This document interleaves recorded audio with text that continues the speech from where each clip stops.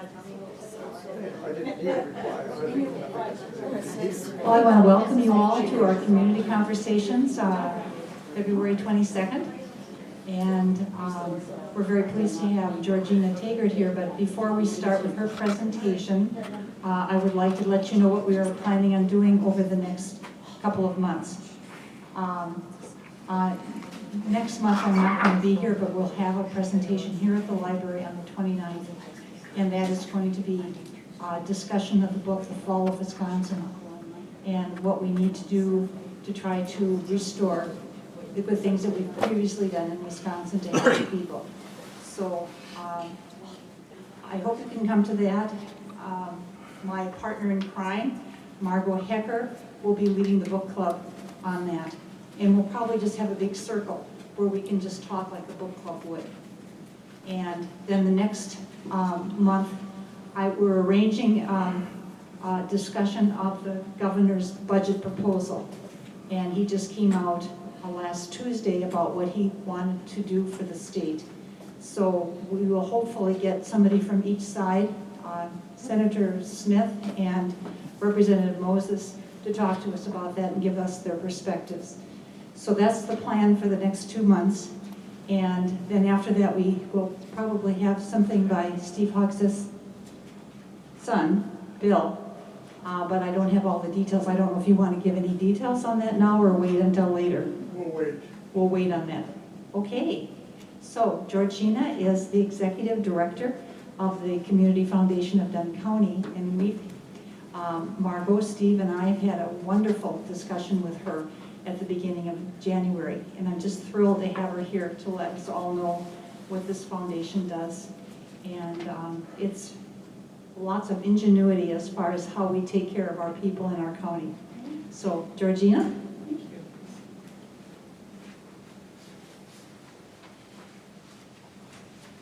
Thank you so much. I feel so wonderfully privileged to be here and to be able to speak to you today. And as I was saying, I also feel really privileged to be able to speak to you for a longer length of time. I often get asked to come speak about the foundation, and we say, oh, you know, just 10 minutes, not more than 10 minutes. So because I can wax lyrical about the foundation for hours, this is really the perfect scenario for me. So thank you again. I'm the Executive Director at the Community Foundation, and I've been here for 10 years. We often get told that we're the best kept secret in Dunn County. Like I can sit down at a table of 8, say at an event, and all other 7 people will say, we have no idea what the Community Foundation is or what you do. And then as soon as I start talking about some of our programs and some of the things that we do, you find out that that's touched all 7 people at my table. So I think as I progress through my presentation, a lot of you will have some aha moments when it turns out you do already know the Community Foundation and you have interacted with us. My predecessor was Linda McIntyre, and sometimes that also creates a memory of, oh yes, the Community Foundation, I remember that. So part of the premise of community foundations is that we're place-based organizations. So we want to create this question in everybody's mind, what if every dollar given charitably stays right here in Dunn County? We love to imagine the world where all charitable donations support our towns, our schools, our neighbors. And that's why community foundations were invented. I want to do a bit of a dive into what a community foundation is and the history of community foundations, because that's fundamental to understanding who we are and what we do. Because we have the word foundation in our name, a lot of people don't think that we could be a 501c3 nonprofit, but we are. We're actually a very specialized kind of nonprofit. We were written into the tax code over 100 years ago. We were invented by a banker in Cleveland, Ohio, and I'll explain a bit more of that in a second. Once you understand that we're created by a banker, though, things do start to fall into place for you. One of the things that we do is we take all the charitable gifts that people give us, and we pool them, and we invest them. We're invested, much like your own 401k, in the stock and bond market and securities, and we make money. So we use our current holdings, our endowed holdings, to make more money. And then we spend that money on the community. And once you realize that, you just start to smile, because you think, that's so clever, right? I started when I was 18 or 20 setting money aside in my pension or my 401k or my IRA. And now I'm going to be able to receive the benefit of that compounding interest in my 60s, 70s, 80s till the end. And that's essentially what we do too, just on behalf of the community. So it makes me smile knowing last year, so we have $11 million that we invest. We've slowly grown it all the way up to 11. And last year, in addition to bringing in new money, $1.4 million people donated to the foundation in new money. Just come on right in, don't worry about it. Yeah. We also made $1.2 million by investing that. That's $1.2 million this community didn't have in 2023 that they have in 2024 because of the way community foundations work and because of why we were invented. So again, knowing that we were invented by a banker, that kind of all starts to slot together. And so what do we do with the money? We push it back out into the community every year. Last year we put out over $780,000 into the community. And we're always looking to support nonprofits, schools, even students through scholarships, and also community projects. So I'm going to go over the history in more detail because I believe that is key to understanding why we were invented and how we operate and why we really need to exist in rural communities. So over 100 years ago, if those of you that know your history, Cleveland would have been one of our wealthiest, most bustling cities. And the head of the Cleveland Bank would have been, a wealthy man and a powerful man. And at that time as well, we were starting to see those large familiar corporations start. The Ford Foundation, the Rockefeller Foundation, those lumber barons, those railroad tycoons were setting up and passing along this charitable legacy. They were creating family foundations. They had a purpose that they wanted to fulfill. They had I like to call it a theory of change, right? As an individual with some wealth, they were saying, well, I could fix things if my money could do this, my money could do that. And so they were setting up these foundations and they were also passing it on. They weren't just setting up a foundation and then going ahead and spending all of that money. They were wanting it to live forever, so they were investing those funds and growing them. So they wanted their children, their grandchildren, they wanted to continue this legacy.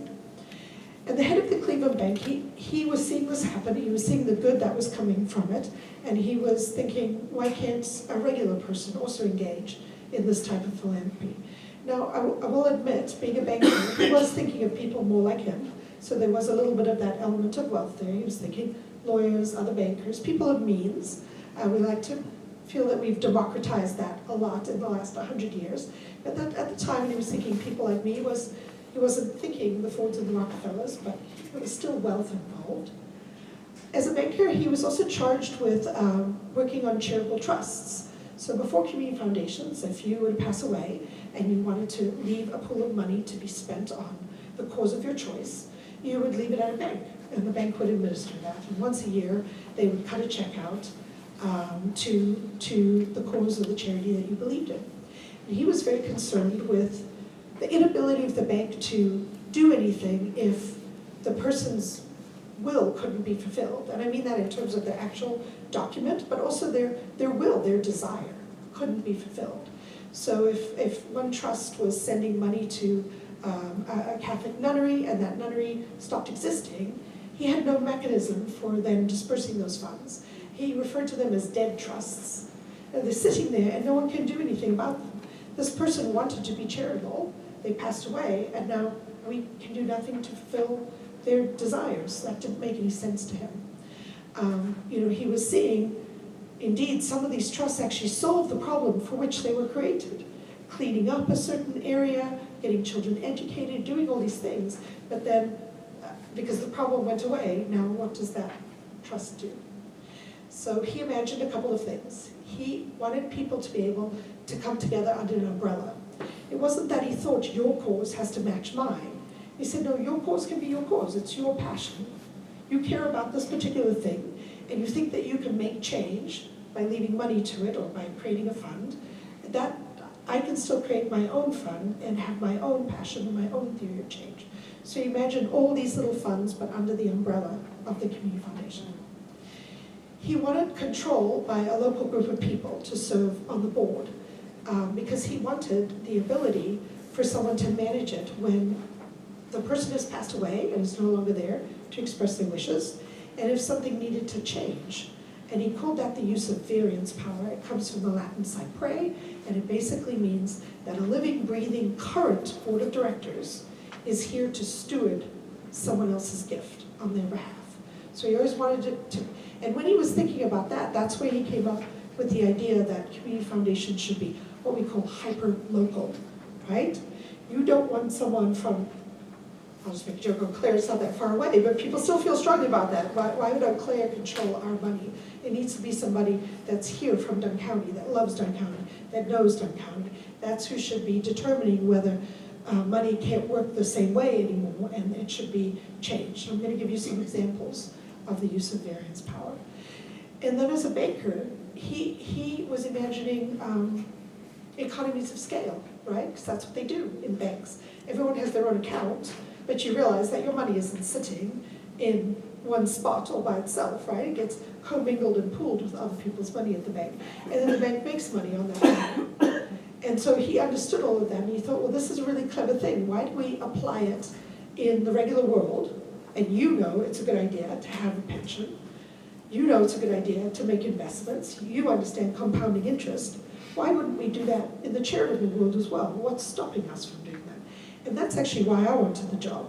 Because when I read this job description and I applied 10 years ago, that to me was critical. Why wouldn't we? Why wouldn't we use money to make money? It's really, really clever, and it's why Harvard has billions of dollars, right? Because they were doing it 100 years ago, so it's really, really a clever idea. So he set up the first community foundation, the Cleveland Community Foundation, which is one of our largest community foundations in the country. What's so exciting to me is over the 100 years, community foundations just keep growing and getting stronger and going up. Our business model really works, unlike some other organizations, nationally recognized organizations that you might see that their influence might have declined, their business model maybe doesn't work so great anymore with the way that they used to get support. Ours doesn't, and that's because over time, even if you take into account the Great Depression, even all of the recessions, on average, if you had invested your money in the stock market 115 years ago, you would have received an 8% annual return on average, even with all of those downs. So that's another reason why, is because we're typically wealthier at the end of every year than we were at the beginning. And then the following year, we're able to invest those increased dollars, and that's, again, compounding interest. And I've not been able to find the story. I wonder if someone could find it for me. But I remember my dad especially telling me the parable of, a parable would say it came from the Bible, so sorry, that's again the wrong word, but a man who, or a king who wanted to get payment from someone, and he was demanding their rice. And one man said, okay, well, what if I give you one rice on day one, I'll give you 2 on day 2, 3 on day 3, and how much would you have at the end? And another man was just offering him, 500 rice. And of course, the first man's offer was a much higher offer due to compounding interest. So I really want to find that story because I think it does help illustrate it for how it works. So today, there's over 900 community foundations in the United States. It's spread to England and Canada. They're very well represented. Also to parts of Africa, and now expanding into the Caribbean and to South America. It operates a lot like you think of that. Our logo is an oak tree, and a lot of it has to do with that. You have to plant a tree now if you want to sit in the shade later, or if you want your children to sit in the shade. So the earliest that you're able to start a community foundation and start setting that money aside and endowing it in perpetuity, the stronger your foundation will be. Community foundations now, they have billions of dollars in assets. Some of them don't have the word community foundation in their name, but you might have heard about them, especially if you've lived in other areas of the country. So the New York Community Trust, the Boston Community Trust, the Chicago Community Trust, those are all community foundations, and they do exactly what we do, just for their area. The Silicon Valley Community Foundation received the largest gift ever when they received $2 billion worth of stock from Mark Zuckerberg. So it's the largest, I guess, and has the most assets in the United States. But those ones that started 100 years ago are also doing just really, really well, again, because they've been in operation for so long. They really planted those acorns 100 years ago, and now they have majestic oaks. We started 25 years ago, so we are currently celebrating our 25th anniversary. There are community foundations all around us. There's an amazing one in Eau Claire and in Chippewa. And then in Hudson, there's the St. Croix Valley, and they operate kind of all the way up and down there, going all the way up to Richmond and even Amory, and then even on some other sides of the river in Minnesota. So people are always like, well, that's wonderful, but what do you really do, right? What do you actually do? So one of our functions is to manage these donor funds. So at the Community Foundation, we have 170 of them currently. We get new ones every month, and people come to us to start new funds. I'm going to take this time to explain to you kind of like two, in general, large groups of donors. In my mind, my donors can be separated into two categories. The first category is people that approach me to set up a legacy gift. That is a gift through their estate. And you're wondering, well, why would someone come to you? They can just leave money to charity in their will. And you're absolutely right. They come to me if they want to accomplish certain things.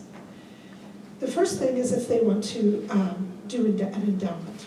So a lot of folks in Dunn County are cash poor, but are much wealthier in debt, often due to land, appreciated assets like a farm, and so their estate might be worth a substantial amount, in the hundreds of thousands of dollars.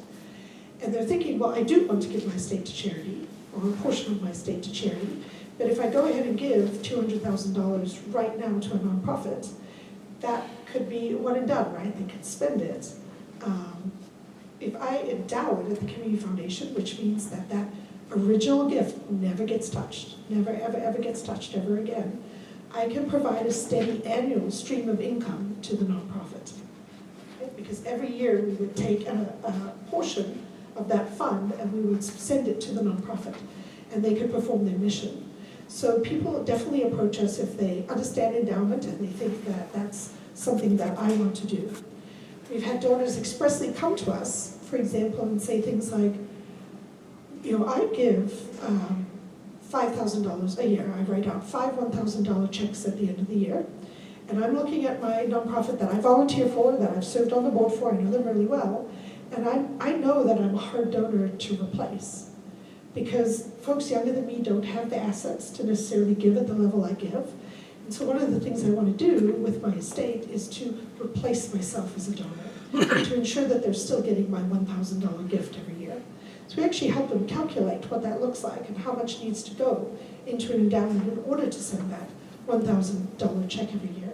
I think that's such a loving gift to a nonprofit that you care about, because things are really difficult out there with fundraising. And younger folks might have the time and the talent, but they don't necessarily have the monetary ability to support a nonprofit that they love. And they may not have it at the levels that folks currently in America 70 plus have right now. That might not exist again. And we refer to that kind of idea as a transfer of wealth. As folks in the 70s, 80s, 90s, 100 are passing away, those assets, where do they go? And we'd like, because we think that it's very important to do, we'd like to secure some of those assets at least to stay permanent charitable assets here in Dunn County, because we think that really, really, really matters. That's about half of those folks. Again, they come to me because they want to set up something in their will. We make it very easy for them. One of the things that we do is we write up what that looks like. And all you have to do in your will, and lawyers absolutely love this, believe me, estate lawyers have too many clients, they don't have enough appointments, there's not enough of them in this area. So whenever they can do something really easy like this and say, 25% of my estate goes to the X fund at the Community Foundation of Dunn County, they love that. They don't write in there what I just mean anonymous or Joe Smith fund. They don't need to write all of that in the will. Instead, you tell us what the Joe Smith fund should do. That means that if you have another kind of epiphany, and you think, you know what, I was wrong about that. I think the way to change the world is this way. Well, you come to us and we can change what that fund looks like when you pass away. You don't have to pay or make an appointment at a lawyer's office to do that. So lawyers love community foundations, and they're a huge source of referrals to us. The second reason why folks come to me when they want to work on an estate gift is because they want to exert some form of control beyond the grave. We think that's fine. If that floats your boat, we'll help you do it. One of my biggest topics that come up is people will say, well, I want to leave a portion of my estate to the Humane Society, but not if they start to euthanize animals. I do not want one penny of my money to go to an organization that euthanize animals. And we don't have a stance one way or the other. We certainly know that there are humane societies that have come to that recognition that that has to be done in some way. We know that some are against it.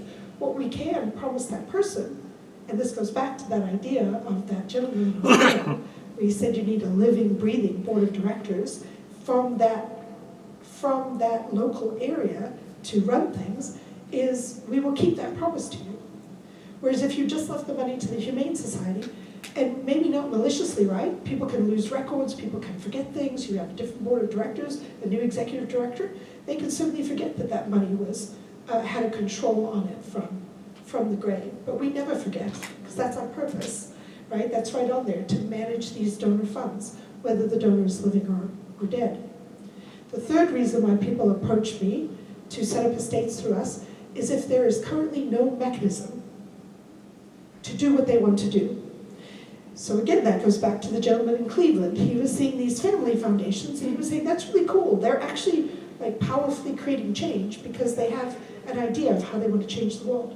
So people come to us, they have an idea, but there's no mechanism for them to do it. I want to give you an example of that. I have a woman in government right now who is very concerned of the lack of female representation in government. I think male and females are half in the United States, so why don't we have elected representatives, or even people running cities and counties are not represented 50-50. How can I change that? I want to change that, and she has no children, so she's thinking, well, I'll leave my estate to that. What does that look like, right? So if I was in a huge city, I maybe have nonprofits that work in this. So I could say, okay, we should send funds here, we should send funds there. There's no mechanism currently in Dunn County. So then we do a whole bunch of research, and we essentially write it up. What would it look like if we received your estate? What would we do to fulfill your purpose, your passion in life? What would that look like?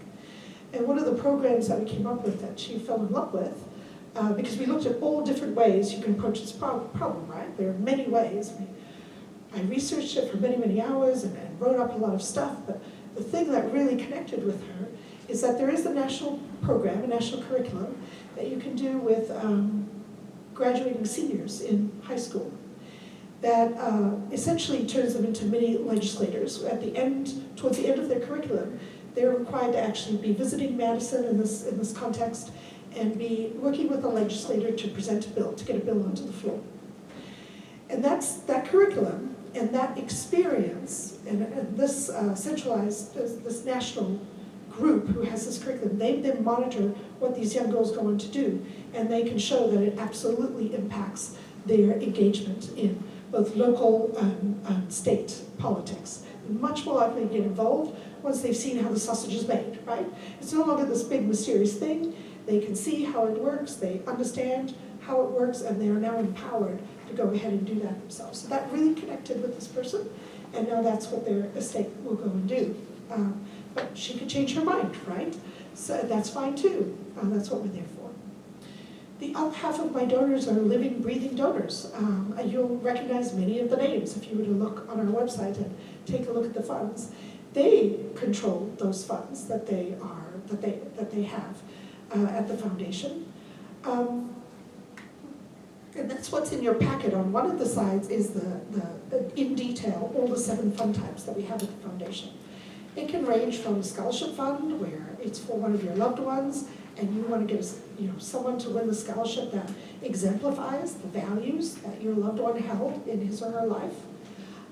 It could be this really amazing fund type that we call a donor-advised fund type, which is where you make a gift when you're having a taxable event. It's really for somebody that's having a taxable event, and your CPA says to you, hey, you could give all this money to Uncle Sam, or you could give it to charity. And you're like, oh, that's a lot of money. I can't think who I would give it to. Well, when you use a DAF, you don't have to. You make the gift to us, and the IRS says that's when your gift is made, you receive the full charitable deduction you can get in state and federal law, but then your fund is there for you to make grants out of it whenever you wish. So it's almost like a holding bucket for your money. And some people, if they're very clever about it, and that's why I love to educate people about the Community Foundation, because my heart would break if somebody didn't know that it was there, a mechanism that they could have used, and they gave money to the government when they could have kept it local. That goes back to the premise of this speech. If they know it exists, they can foresee that this taxable event is happening. I had a couple who, they're in their 70s, so all the siblings must be around that age as well. The sale of a family farm in Iowa. That was hugely appreciated because it had been purchased or homesteaded by your grandparents or great-grandparents at this point. What are we going to do? We have this taxable event, and if we can give a large amount to charity, between $50,000 and $100,000 to charity, we can offset these taxes. What they've done there is they've pre-funded their giving, right? There's no need to take that $5,000, those $1,000 checks you were going to write out every year out of your checking account. You now make grants out of the Community Foundation staff. So you've used a taxable event to create your own charitable fund that you can now just create joy and create wonderful things with. So again, about half the folks I work with are creating legacies, and half are here and now, wanting to control or decide how their money is spent. So when we do our grant making, I wanted to say as well that we take that very seriously as well. It's not just bringing money in, but also the money that goes out. How do we create the most impact? How can we support and sustain our nonprofit community? We're constantly doing trainings for them. Just recently, last week, we had a nonprofit happy hour. That was just to help different staff from different nonprofits to connect in a welcoming environment so that they can support each other. People are going through a lot right now in terms of funding challenges. We wanted to build that connectedness, that cohesion. We work to tell the world about the good that they're doing. I love hearing someone come to one of our events and then say, I never knew that nonprofit existed, I'm going to go and volunteer. I'm going to go and make a gift there that year. We have events throughout the year, and one of the things I wanted to tell you, you can look at them on our website. You can sign up for our newsletter, and then you'd hear all about them. Is they are all fundraising events. You never have to be worried that we're going to ask you for money, except for one day a year. That's our big gala that we hold in November. You may have heard of it. It's called Jeans and Jewels. That is the one day that it is a fundraiser. And we will unabashedly ask you for money all night, so don't come unless you really want to be asked for money. That's what I always say. But you can feel sure you can come for all the other events that we do. You will never be asked for a dime, because those events are just there to uplift and showcase our nonprofit community. We will have one coming up in April that we call our annual luncheon. That's the first round of checks that we give out every year through our February 1st deadline for grant recipients. We've had 29 organizations apply for that money. You just come, you have a lovely lunch, and then the nonprofits all get up and just talk about what their project is. And you just leave feeling really happy, knowing that there are people out there working really hard on different things around the community and different topics that you might not realize, and you just feel glad that someone's looking into that or people are being helped.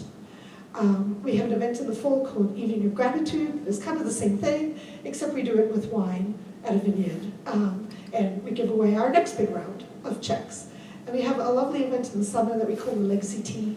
That's to honor people who are creating these charitable legacies and leaving their money to charity, or a portion of their money to charity. And it allows us to gather together and reflect on that as a community. So last year we had Penny Leinenkugel who came. She was really wonderful. They have a fund at the Community Foundation in Chippewa. And she talked, it was really heartfelt, it really struck a lot of people. She said, when she first was in Chippewa, people were coming to the Leinenkugel family a lot and saying, well, you need to be out there, you need to chair this committee, you need to serve on this committee, help us fundraise for this, for that, the other. And in the beginnings of her life there, she kind of felt like, I'm nervous, I'm scared, I don't want to do that, who am I to go and do this, or who am I to ask another person for money? And then she said as she looked around her community, she loved seeing the names on things, and that helped her to realize this park is named after a person. That's because they stepped forward out of their comfort zone and did something for their community. It made me reflect, for example, when her words made me reflect, when I take my daughter to the Wakanda Water Park. There are bricks with all these names, many of which I recognize. You might have bought one of these bricks. I thank you, because my child wouldn't have that. Coming here to the library, right, the little plaques. And when I get a book, I look at those and I read the name, and I think, well, that person stood up. And because they stood up, I can now use this library. So she was essentially saying, we've got to do it. And so she no longer, in her mind, ever calls it fundraising. She calls it community raising. That's what I'm doing, I'm community raising. And she says, I will always say yes, if I can. If someone asks me, would you chair this, would you run this, or will you help us? Because that's how communities are made. So that's our Legacy Tea. It's a lovely, lovely event. We think we're going to do a couple more this year because it's our 30th anniversary. One thing you can sign up for right now on our website if you're interested is we'll do donor tours. That's where we put you all in a coach. It could be a school bus, it's from Downey Transportation. And we take you to 4 different nonprofits and you'll get a behind the scenes look. So that's on our website, you can book that in. It's in March. And we give you a lunch, I believe. So we're looking to get about 30 people to come. And again, if you want to walk through a nonprofit or really understand how they work and connect with an executive director, it's totally free, and we would love for you to sign up and be on that coach. I think it's just really interesting. And I think I've covered all of these. So we manage donor funds, we do grant making, and we do good grant making. We work to strengthen our local nonprofits, and this tour is another way of strengthening them. And then we help donors who want to leave a legacy.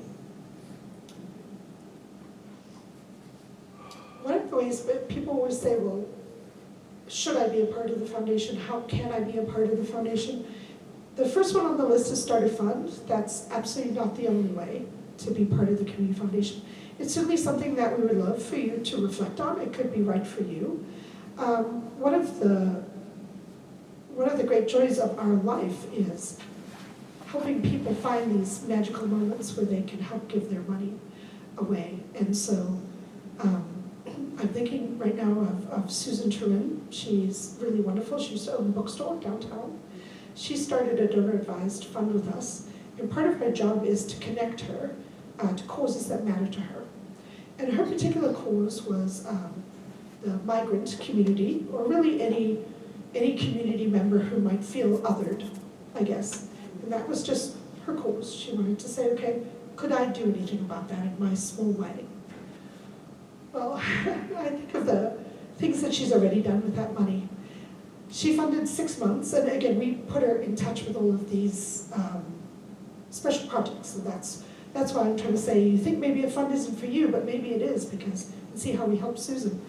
The first one was that she funded 6 months of Stepping Stones program to deliver on more ethnic meal services. So they have a section of the pantry now that has large amounts of rice. Our Hmong community eats far more rice than you would have thought, and far more than you can get from the regular pantry. They need to get it in giant bags.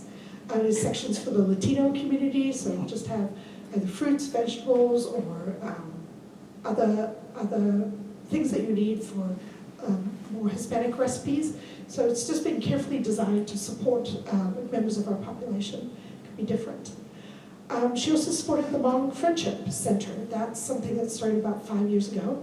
That's a Hmong gentleman started this nonprofit to connect up elderly Hmong who often still don't speak much English and still feel quite distanced from the community, and certainly have seen their own family members younger than them adapt and integrate, and are now kind of pretty lonely, actually. And so he wanted to address that concern, and especially because a lot of them still, it's very unique, and I'm not going to explain it properly. He would be best to explain it, but they just always want to do something as a collective. They don't, it's very hard for them to go to a doctor's appointment alone without another Hmong person with them. There's this idea that they do things in groups, and so the self-isolation was causing mental health problems. He gets them all together once a month. They eat traditional food. He's trying to deal with the problem, for example, Meals on Wheels is not going to deliver the kind of food that could sit well in their stomachs. So he's just trying to deal with all kinds of things there with this very elderly population now. Sorry, a tickle there. And then they do these wonderful crafts together. The men will weave, the women will embroider, and they just come together once a month. He also goes and picks one of them up. So she supported that because, he has to bring in the food from actually a restaurant in Minneapolis. Goes and buys it on a Friday for them to have it on a Saturday. More recently, we looked at ways we could support this population through schools. And now Susan Turn's fund, when she started, was just $10,000, right? So it's amazing how many things she's been able to impact. Our schools, the middle school had a Hmong heritage trunk. That's like an actual trunk that teachers can check out for their classroom, and it's just filled with all these. That's the same sound as mine, so good. That's not mine, right? No. Oh, good. We have the same ringtone. That's so funny. And they wanted a Latino heritage trunk. So she paid for them to purchase and fill that trunk. Again, the Hmong one has been so valuable in the middle school. The teachers can check it out and use it. It's used very heavily during Hmong Heritage Month, and they wanted to expand that. Out in Boyceville, the elementary school has a lot of newcomers that are just speaking Spanish. And of course, huge in kindergarten, first grade, is getting parents to read to their children at night. So they're letting these kids check out books, but if the book's in English, how can their parent read to them? So Susan paid for them to purchase Spanish language books. So those little kindergartners can take home a Spanish language book to get their moms and dads to read to them. So she's solving that problem. It's just incredible. Most recently for our Department of Public Health, which of course has WIC, they also had that exact same problem. She's purchasing Spanish language books for the WIC nurses to give out instead of the English language book. Which again, the kids are learning English, but they're at the stage where they can't read, they need a parent to read to them. She's also funding a speaker to come in with the Hmong Heritage Month to the schools as well. So we've just been able to connect her up, and that's what our saying is. We connect people who care, like Susan, to causes that matter to them and to our community, and that's what we've been able to do. So if you can, start a fund. You can start a fund now. You can start a fund when you pass away. Give to an existing fund. We know that there are folks right in this audience here that gives to our funds. Thank you so much. Cops for Kids is one of our funds.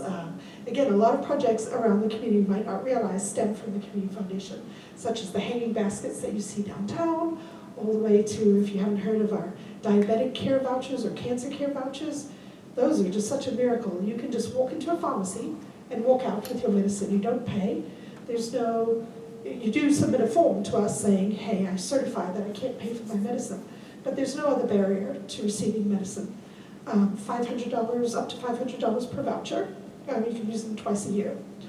And we don't much care. If you can't afford your medicine because your car broke down, you're getting it funded, or you can't afford your medicine because it would mean you can't give one of your children a birthday gift this month, that's fine. But you need to have your insulin, you need to have your testing sticks, or you could die.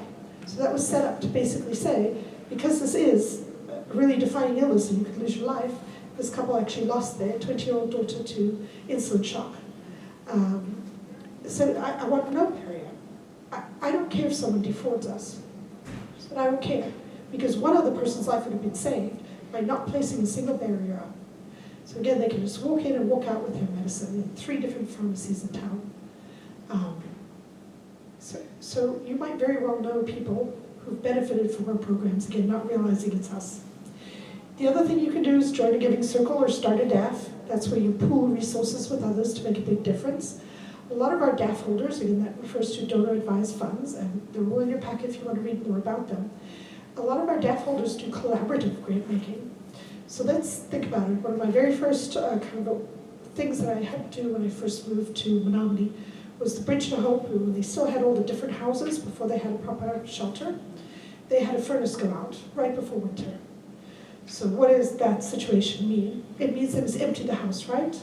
They can't keep the house through the winter. They don't have hot water, they don't have heating, what are they going to do? They had a bill for $7,000 to get a brand new furnace. They had how much it would cost to install and purchase. Where can you go to get $7,000? Can you give me $7,000 right now? Probably not, right?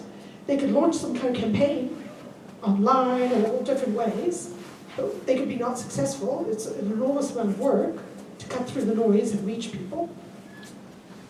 They can try to write a grant to a national organization, right? They might not hear back for months.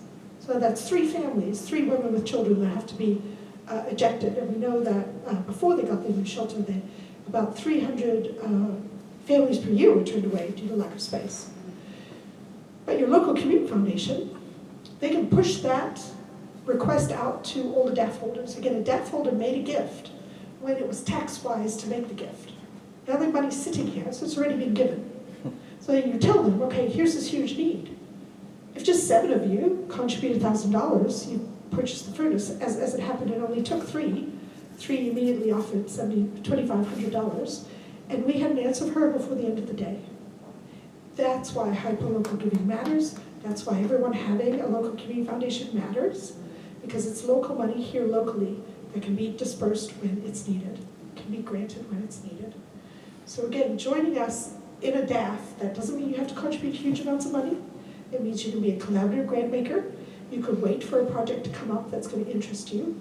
Here's one I love. Do any of you remember or knew Joan Pulaski? Joan Pulaski. She started a DAF with us many years ago.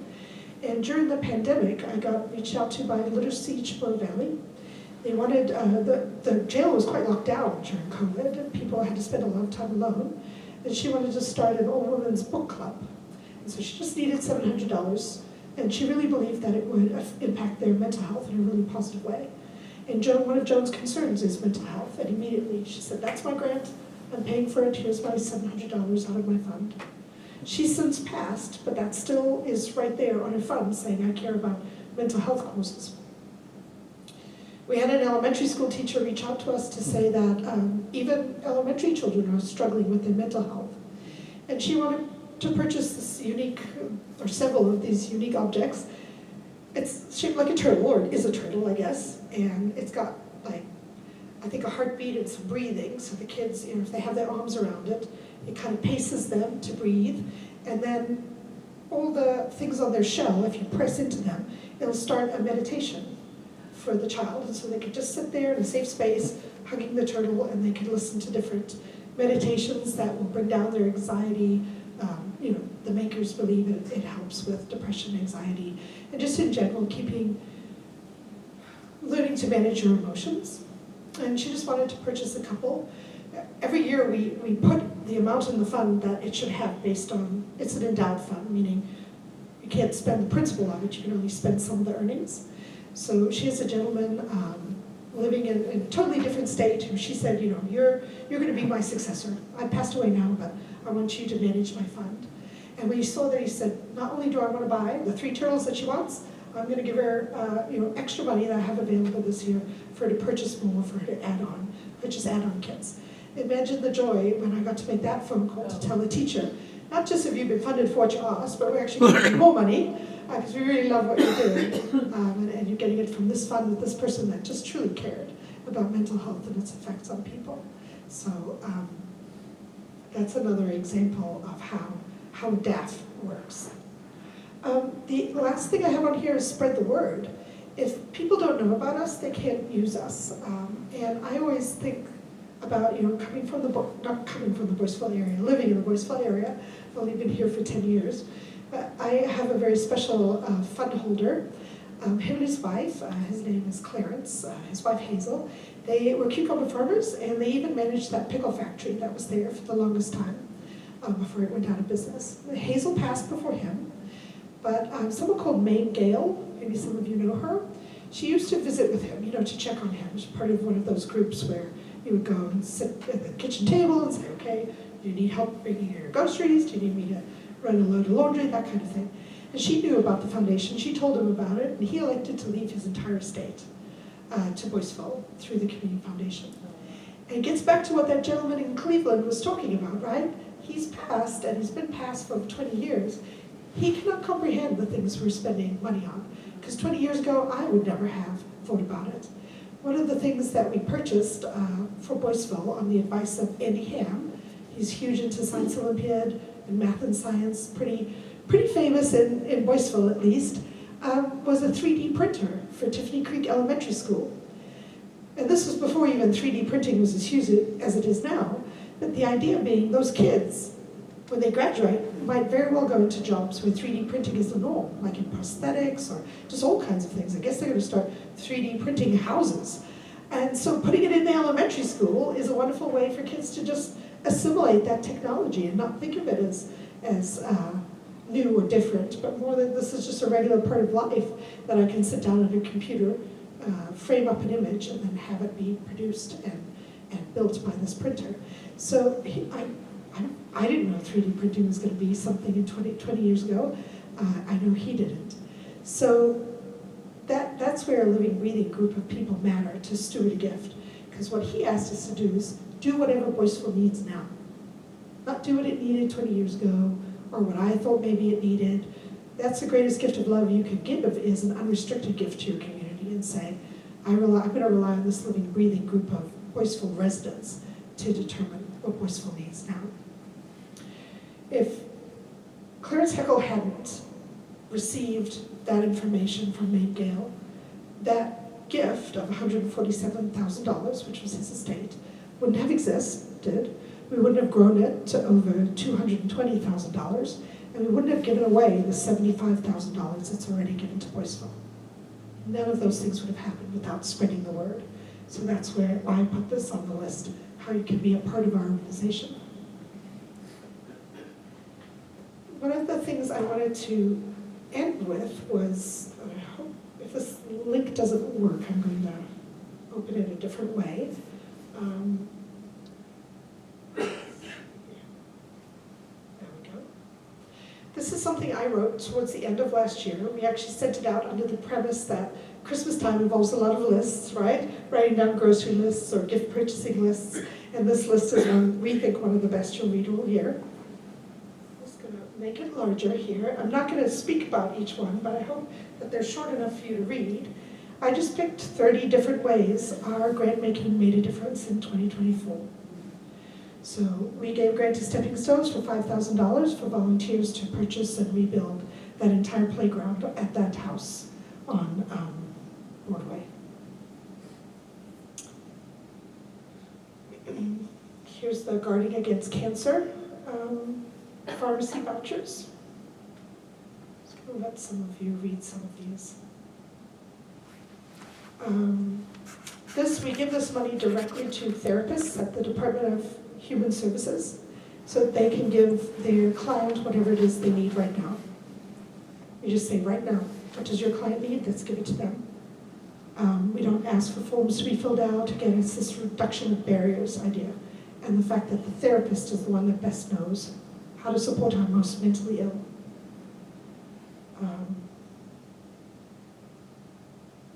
This was wonderful as well, this colorectal cancer screenings. We were only able to pay for 5 because it's a very expensive test, but those 5 people really helped. We have something like 69 scholarship funds at the Community Foundation. This is how we got to expending $780,000 here in 1 year. I love this one, this JA in a Day, because they're actually bringing folks from places like 3M or other places to talk to the kids about different career options. This one is lovely as well. This gets at another DAF holder. Marilyn Finetti has a DAF with us, and she loves anything to do with STEM and anything to do with children. So of course, when the Historical Society was gifted a NASA tree, we knew that she would want to help pay for the planting and everything that went along with that. And this is the ceremony. So this is a tree that went around the world in the Artemis II. It was a seed. And then it came back to Earth, and the Forestry and Park Service folks grew them into saplings, and then schools, historical societies could apply to get a sapling. And Melissa and our historical society got chosen for that. So there's our moon tree there. Here we seed funded the Colfax Public Library, 1,000 books before kindergarten. They have that here. They never had that program in Colfax before. And I think it's a wonderful program that really does get children learning.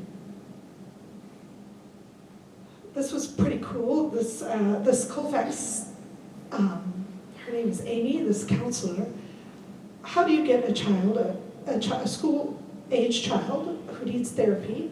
Their parent has to leave work, right? Pick them up, drive them to Menominee, Eau Claire, Hudson. There's hardly any places. We know that there's 700 people in Dunn County to one single health a mental health professional. So even just getting an appointment, now they've disrupted their school day, their travel times are really high. Why not bring the counselor to the school? That was Amy's idea, and that's what she did. She contracted with a local mental health supplier who comes, their therapist sits at the school, and the kids leave class, goes to her, go right back to class. That's very innovative, really wonderful. We helped them install a NAP Veterans Memorial by paying for the large slabs of marble. Mission Restoring Hope, it's wonderful. That's an organization in Wheeler and Boyceville that operates a thrift store and gives out emergency support, including diapers to new moms, just all kinds of things. This is Susan's grant that I talked about before. I should have said it a lot better when I talked about it. I feel it's terrible because I'm being recorded as well. I should have said it was culturally significant ingredients, helping them preserve their traditions and nurture a sense of belonging. That's just a wonderful, wonderful grant. Oh, this one for Bridge to Hope really touched my heart so much.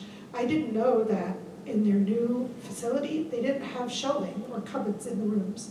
So women who had come there and are still digging through like black garbage bags or boxes to get their stuff.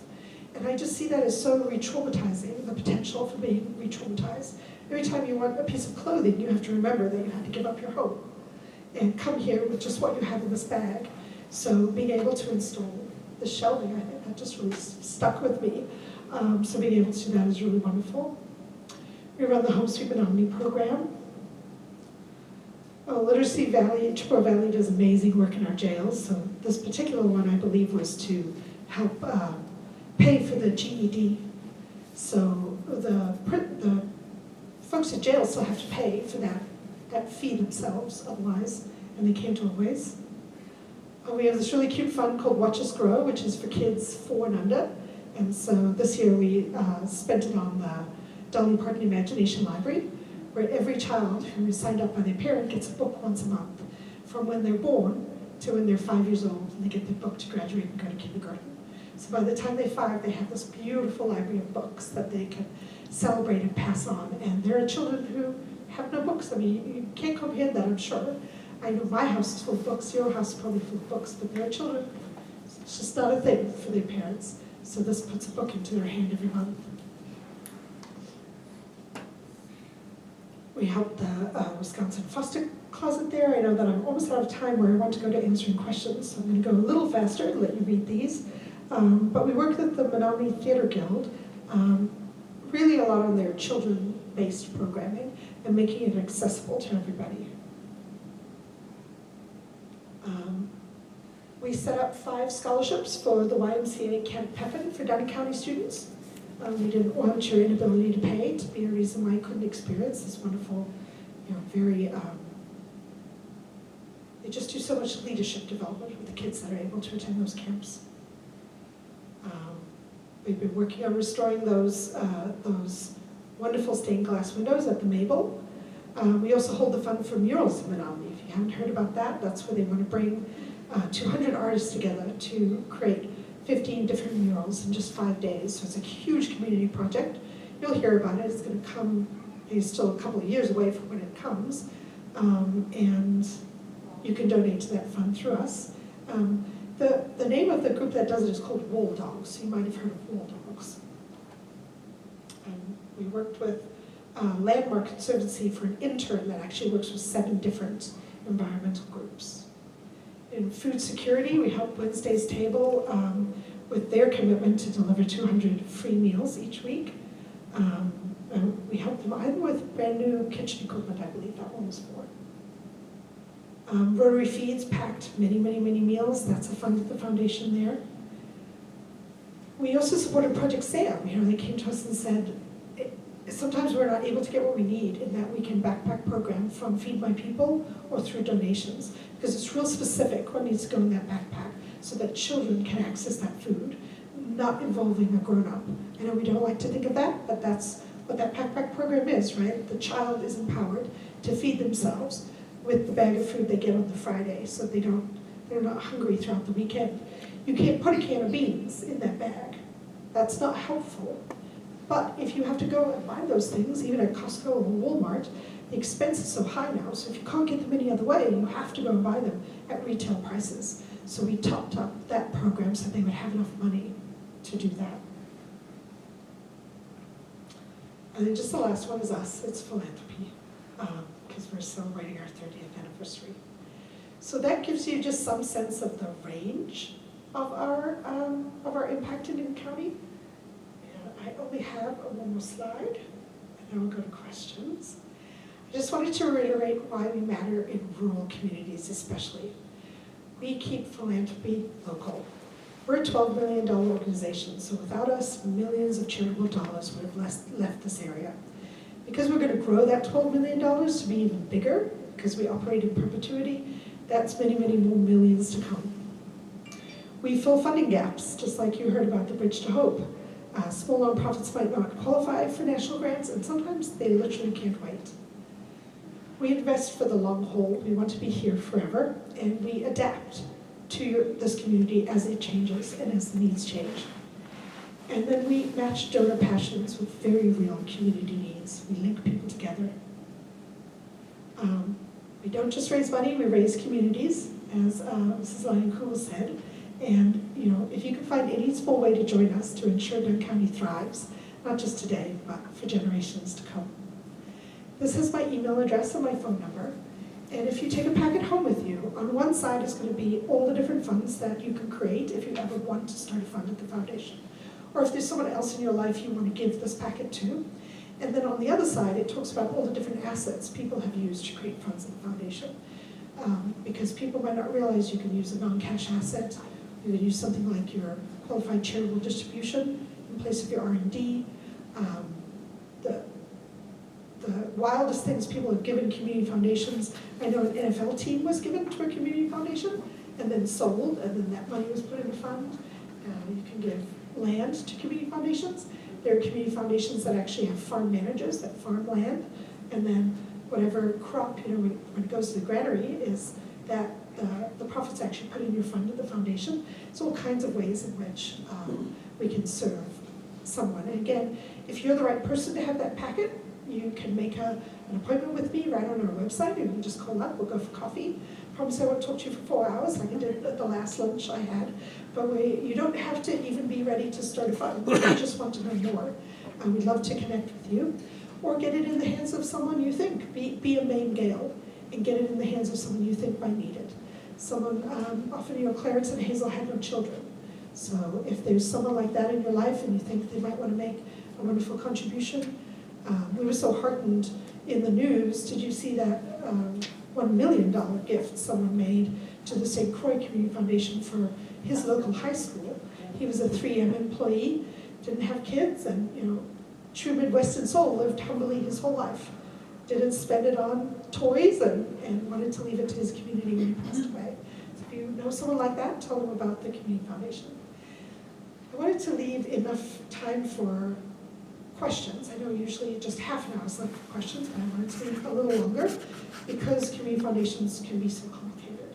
So I'd like to turn it over to you guys. I'll get started. Yeah. So when you talk about I see nonprofits ask for estate planning gifts or whatever. Like stepping stones specifically is what I'm thinking of. They say, you can send your estate to us when you pass or whatever, or plan it that way. Is that through you? It doesn't have to be. So Okay. that goes back to what I talked about, the 4 reasons why people do come to me when they want to make an estate gift. Okay. And when people hear that word, estate planning or estate gift, they think, oh my goodness, that's a lot of work and I'm not ready to do my will and all of that kind of thing. There are so many ways that you can do it. One of the easiest ways is to just make a charity a beneficiary of your current IRA, or you can say, I'd love to send 10% to Stepping Stones. So people, we always encourage all of those, and you can do that directly to the nonprofit that you care about. If you want to put it in an endowment, then you would make us the beneficiary with the tag saying it should go in the Stepping Stones endowment. We send those checks out on those funds once a year. So how that works is, the Stepping Stones have an endowment with us. The way that I like to just make endowments just really easy to understand. Think of it as a bucket of water with 3 colors of water in it. This deep, deep blue water, that is any gift given that is said this is to the endowment. It will never be touched, it will exist forever. And think of that as sitting in the bottom of the bucket. Never changing, always being there. Then through our investments, and we have a very wise investment committee, but again, there is risk in the market, and certainly one of the risks is just being flat, right? But sometimes, because we're not making any money, but some of the risks of being, go into the negatives, like into the recession, they can be double digits, but on average, again, people and us make money by investing diligently in the stock market over time. Again, it's the time that matters. It's the planting of the acorn to sit under the tree.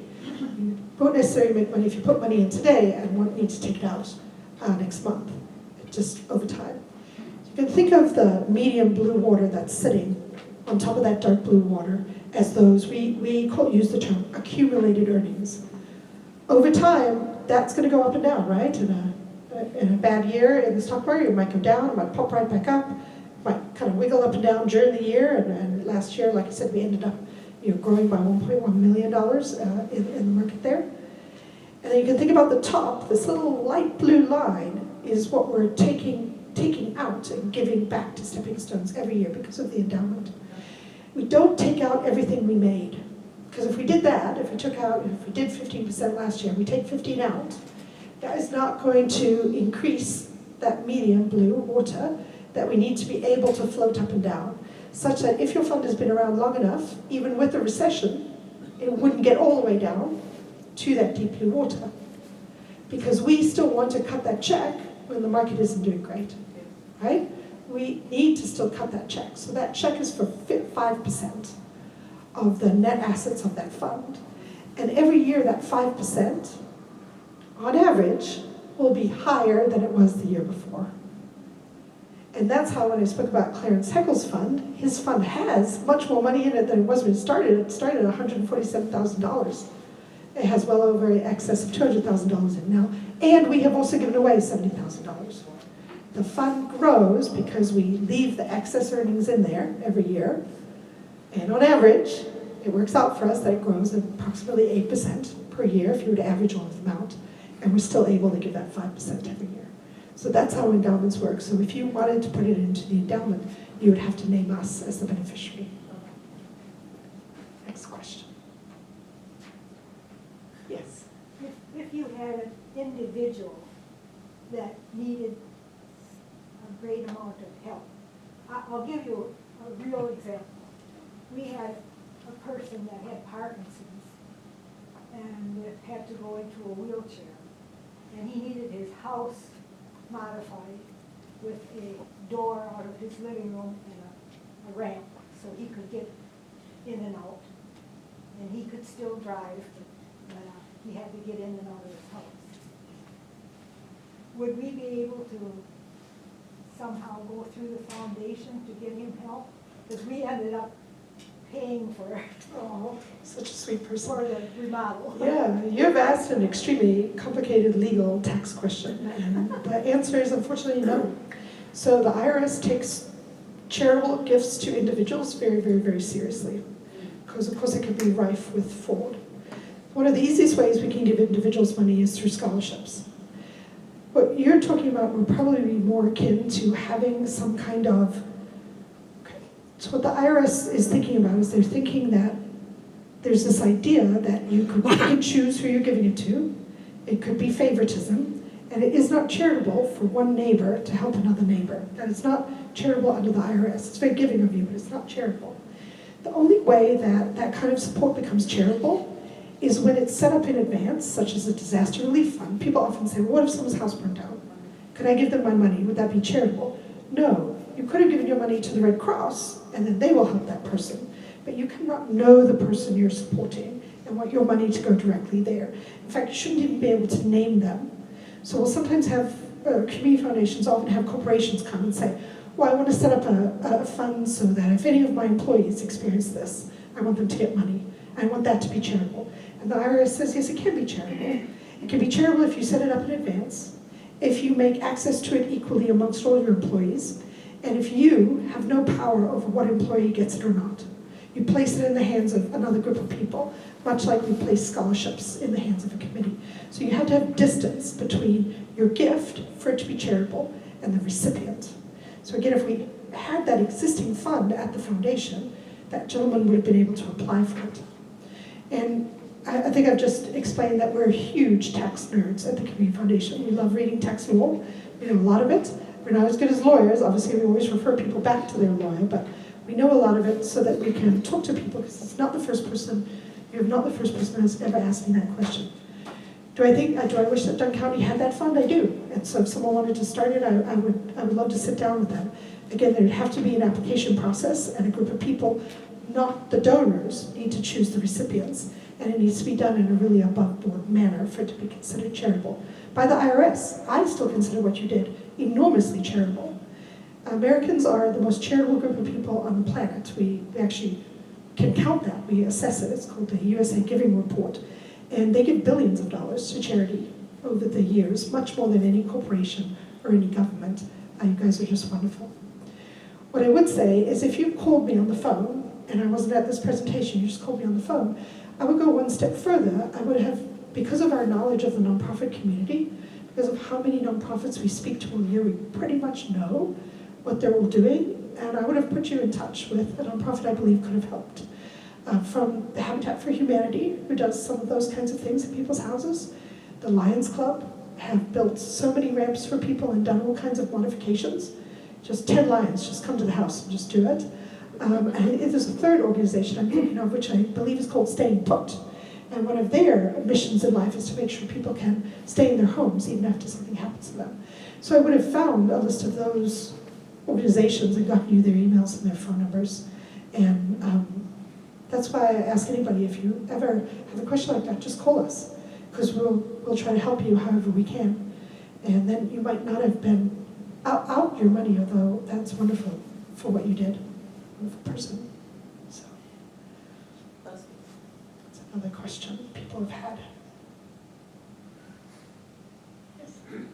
I'm just wondering how the money, the investments, how it's invested, and what's going through my mind is, personally, I do not want to make investments in companies that are going to spoil the planet. We'll leave it at that. Yeah, that's a very good question.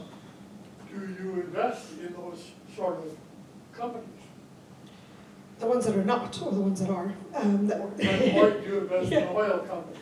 Yeah, so you ask a very good question. We have had that question before. So we maintain a socially responsible fund for people that would prefer that their money goes into that fund. And that is invested responsibly on kind of social, and I can give you the report on it, but there's some social things and there's environmental things and social justice causes that are all accumulated in that fund.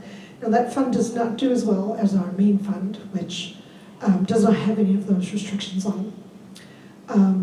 You can disagree with us, or that's perfectly fair. But yes, currently the main fund, we have an investment committee that's made up of bankers, financial services people, just really people knowledgeable. And we're invested much like, I would say, your average 45-year-old in America, in that it's a 60-40 split.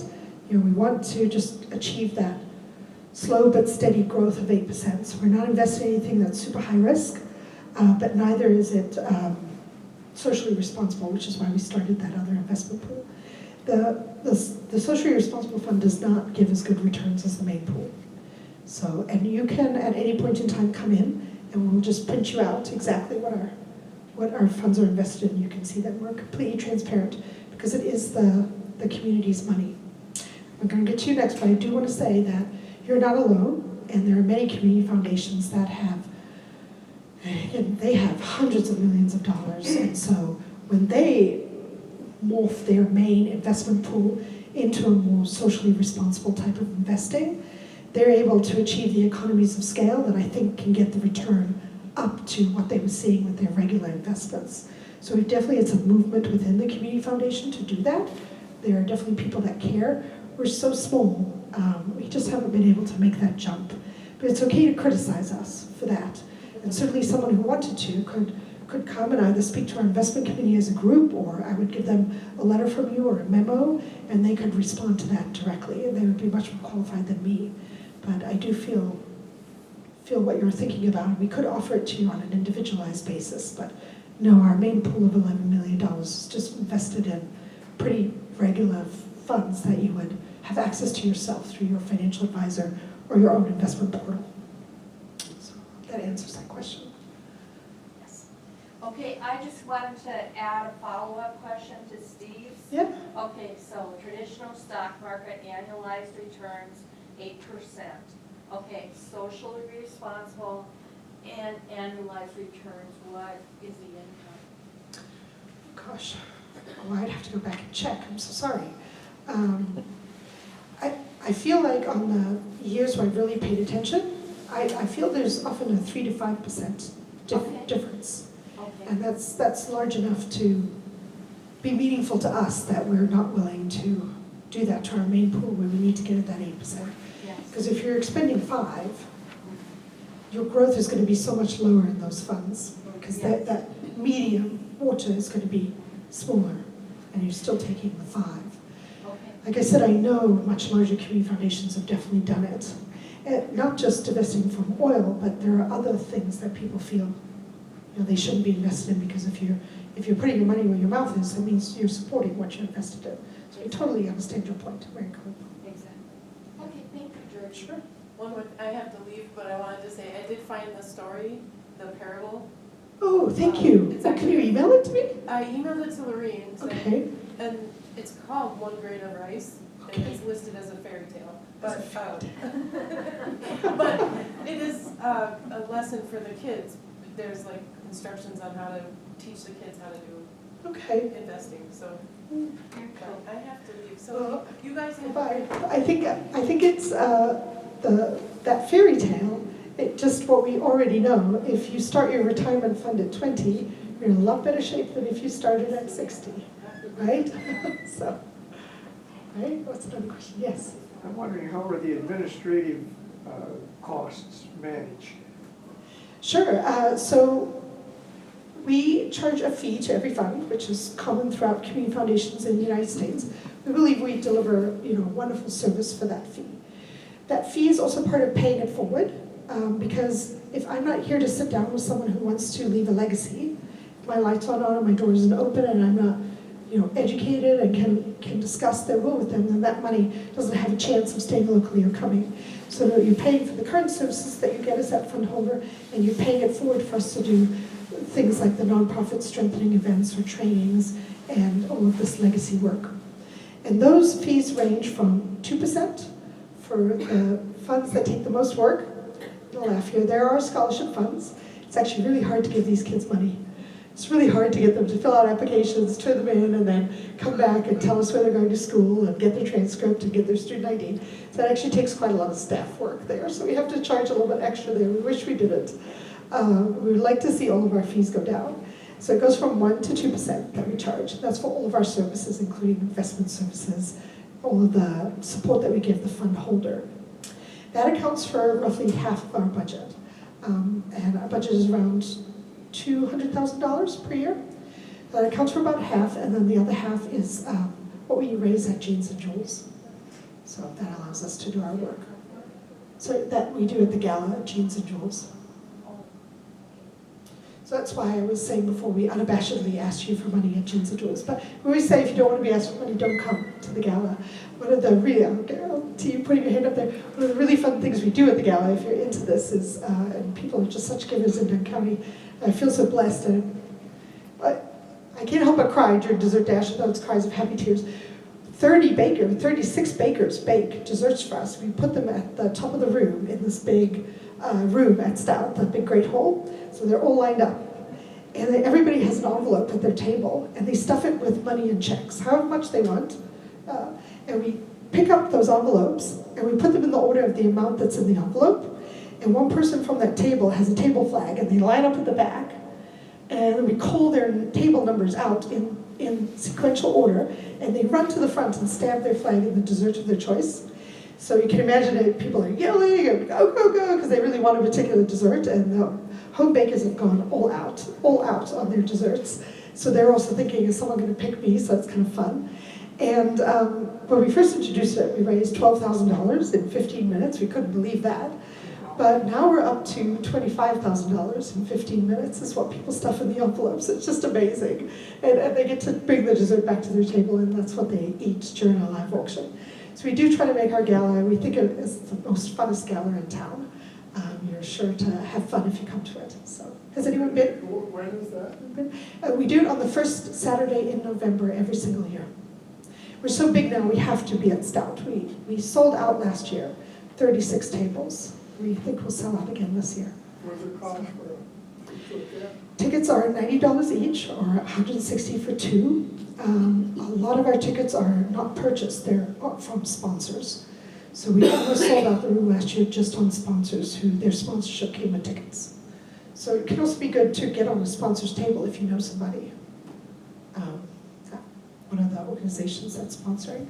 Yeah, you had a question. That 1% to 2% fee, is that on money under management, or is that on profits? What is that 1% to 2%? It's off the total net assets, and it's administered quarterly, and it's on the average daily balance. So, yeah, we're lucky enough, because of what community foundations do, they develop specialized software. So we have accounting software that lets us be fund accountants, a lot like a bank. If you had a fund with us at any given time, you can see exactly what's in that fund. You can see what came in of new money. You can see what came in or left, right, as a result of your investments, because investments are always a risk as well as a boon. They can also be a risk. And then you can see what went out in terms of the fee and in terms of any grant making that you did. But we take all of the money and we pool it up in our investment pool to be able to grow it. And our software is able to count how much of the profit or loss you get from that investment pool. And then able to do that fee based on the average daily balance. Like I said, we want our fees to go down. The only ways our fees go down is if we get bigger. So, and we've always looked and seen as clear as now, I think approaching $50 million, and they were able to put theirs down. It would be one of our greatest joys to be able to do that. But we do think we give a lot of value for what we charge. And we're very open to criticism. We think we are the community's bank, the community's retirement account. We think you should be able to ask us these hard questions. Early on, you showed there were 900 foundations or community foundations in the country. And doing the math, it's 50 states, that's 19 in Wisconsin. Yeah, we have And- wonderful community and you foundations. mentioned somewhat like Dunn County has one. Mhm. You mentioned like more on St. Croix, it sounds like maybe several counties. And, Yes. and that raises the question to me is, how many counties in Wisconsin are represented in some way by a foundation?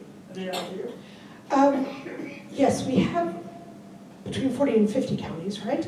72. 72. Ah, I was so wrong on that. Maybe we're number 40 in the 72. That's where I got that 40 from. We know that it's the ones that are not represented are the ones that are sitting up to the north of us. So the format that St. Croix is doing, which I think is just wonderful, is they did this affiliate model where they said Amory can have a fund for Amory, and a local group of people that live in Amory are both responsible for getting people to make gifts to the fund and are responsible for making grants out of the fund. So they said, we'll be your community foundation, but you're still local, you're still hyper-local. We won't take any of Amory's money and spend it in Hudson. And so they were contacted by these kind of up-and-coming towns all the way along there that said, we want this as well, but we don't want to set up our own because we don't think that that would be a good use of economies of scale. Again, we don't have the software, we don't, even grant making, software people can apply and then we can process people through all digitally. So that's the model that they did. And I've often reflected on that and thought, should we have a fund for Colfax? Should we have a fund for Boyceville? You know, I think there are marvelous community foundations in Wisconsin. And one of the most wonderful thing about being very place-based like this is that you're not in competition with them. So being in this industry is lovely because if you need anything, you know, I got a gift of real estate and I had never gotten one before. It's very complex, and it wasn't a residential piece of real estate, it was commercial.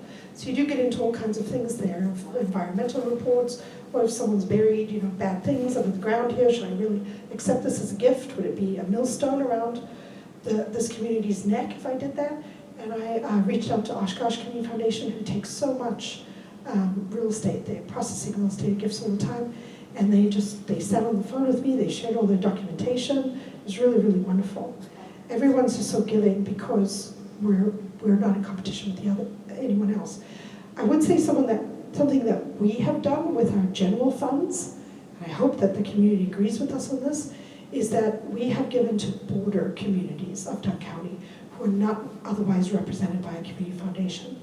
So Richland, Glenwood City, down south Mondovi, Durand, because again, we feel them, they have who do they ask for money? There's still people. Yes. So we've stretched ourselves, I would say, across our borders as far as we can, while still taking care of people in Dunn County. Any other questions? I know we're almost at time. But really, call us and have coffee with me too. I bet we just have a wonderful conversation. And again, the way that we look at that is we want to be people who can provide these linkages. So conversation with someone right now, we had that lovely time at the Raw Deal. Doesn't mean necessarily something's going to happen. You don't have to give me money. I never ask people for money, actually. I think it's really wonderful. People just show up and give me money. Because I think the way that I do it is just, well, let's be friends first. And then, if you need the community foundation, it'll be right for you. It'll be performing an action in your lives that makes your life better and more rewarding. And so you just tell me when that is, right? But if you just want to have coffee, get to know me better, or you want to know about some of these grants, maybe you work with a nonprofit and you want to get a grant from the foundation, or know how you can appeal to one of our DAF holders, anything like that. Come to one of our fundraising events, you'll meet like-minded people. We say it can't hurt to come to one of our fundraising events. There's 140 people there who are like you. They care about your community. They're givers, of their time, talent, and or treasure where possible. So I hope you had a good time today. I hope it was worth it to come out. It's still pretty cold out there. And it was just wonderful, again, getting to be able to talk for so long. I never get to talk for this long about the foundations. Thank you for having me. Thank you.